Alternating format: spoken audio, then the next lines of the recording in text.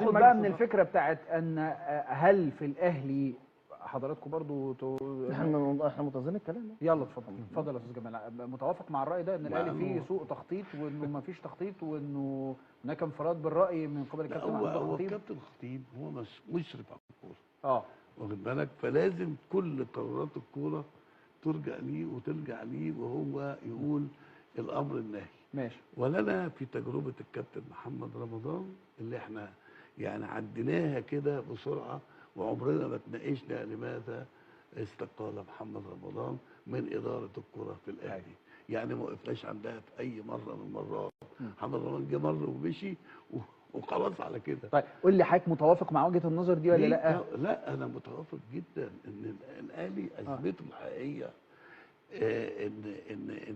ان لازم الكابتن الخطيب يعمل خطوتين بعيد عن الكوره، لان ملف الكوره هو اشتغل فيه كتير انما ما وفقش لانه هو جيبه يبقى موجود وحد تاني يتكلم. ايوه ليه اصل الاداره حاجه والنجوميه حاجه، ان تكون ملكا شعبيا شيء وان تدير مؤسسه شعبيه. الاداره دايما فيها واحد يحبك كم من النجاحات على المستوى الانشائي والمستوى الاداري والمستوى البطولات والحاجات دي كلها. هل النهارده هنيجي نتكلم على كابتن محمود الخطيب يقدر يدير ولا ما يقدرش؟ اقول لك على حاجه اول مره اقولها.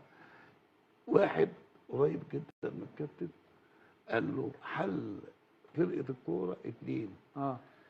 ده الكلام ده مش دلوقتي، ده الكلام ده من شهرين. سيد عبد الحفيظ او حسام غالي.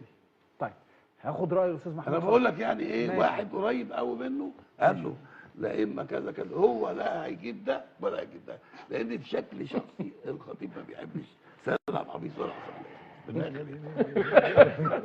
انتوا عايزين نتكلم مع اتكلم انت على القهوه، خد راحتك. انا عايز خد راحتك. ولا بيحب وهتشوفوا في الانتخابات الجايه القايمه هتبقى كده مش هتبقى فيها حسام غالي كده تيجوا على جنبنا استاذ محمود. لا ولا سيد عبد الحفيظ. انا انتوا غاويين بقى.